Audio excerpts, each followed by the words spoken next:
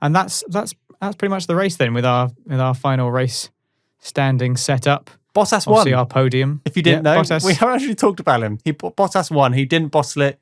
He drove his race quite well towards the end. Very well actually. Maintained a position. We've said every single week since this podcast has begun, I believe, that Bottas needs to capitalise on Lewis Hamilton's mistakes, and he keeps on failing to do so. This week was a change. He didn't fail to do so.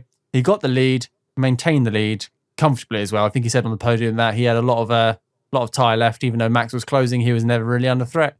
So yeah, great Tim. Lovely little radio message towards the end. We've all heard it before. To who it may concern, you. To his critics. And I don't know how I feel about this actually. I'm going to touch on it. I'm going to do it. I'm going to talk about it. He put, to my critics, to who it may concern, F you. We've heard it before. I'm pretty sure there's a t-shirt somewhere.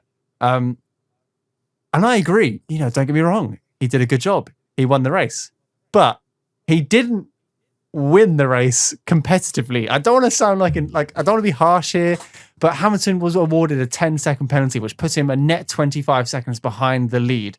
His closest competitor and the only person who was going to threaten him during that race got a 10-second penalty. And I know racing's racing. It doesn't matter if you win by an inch or a mile, quoting Fast and Furious there, but it just feels a little bit like it was given to him. And I don't know how you feel about that, but I agree. If he had won that race competitively, gone past Lewis, fought for the lead, gone back and forth, won it by a couple of seconds or won it by 10 seconds by getting past Lewis on track, you know what? Fair play.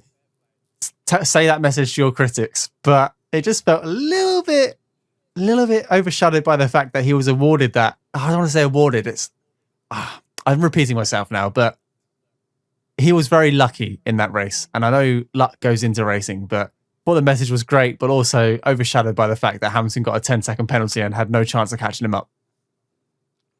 Yeah, it wasn't the most difficult race for Bottas. It wasn't the most difficult race for him, but you don't get points for what you might have done.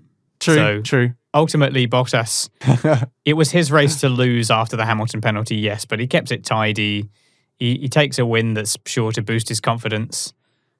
We've seen him in positions before where it's like, surely this is the point at which now he can take the win. He wasn't able to do it. He's done it this time. Hopefully we'll see a more confident Bottas going forward. It's something that everybody says every time he wins a race. Yes, this is it. This Bottas is going to, like the phoenix from the ashes, he's going to suddenly become this new powerhouse. I hope it happens. I want to see, everyone wants to see good racing. They want to see Hamilton challenged as good as he is. Like we want to see some good fighting between the two Mercedes car. If they really are going to be competing in this league of their own, there could at least be some competition going on. Yeah. Bottas, if you're listening to this, I don't hate you, but I just want to see... I don't think hate comes into it, really. No, at all. I want to see you... I want to see fighting. I want to see fighting for the win. Get a victorious win by beating the 6-time world champion Lewis Hamilton. We usually, if you look at if you look at drivers from a historical perspective, you see how many wins they've got, you see how many championships they've got. You don't necessarily agonize over exactly how they did it or whether or not they deserve their victories or whatever. Very true. Basically, in summary, is what I said first, which is you don't get points for what you might have done. It's very easy to be this Bottas critical. was the winner ultimately. It's very easy to be this critical when you've just watched a race and we're solely focusing on the race. When we do a yearly roundup of 2020, obviously we won't get into the details of how they won each races. We'll just be looking at the numbers. But like I said, it's easy for me to be critical just after the race. It finished like an hour and a half ago, so it's fresh on my mind. But good job, capitalized on Lewis Hamilton's mistake, which is exactly what we've been asking you to do, which is good.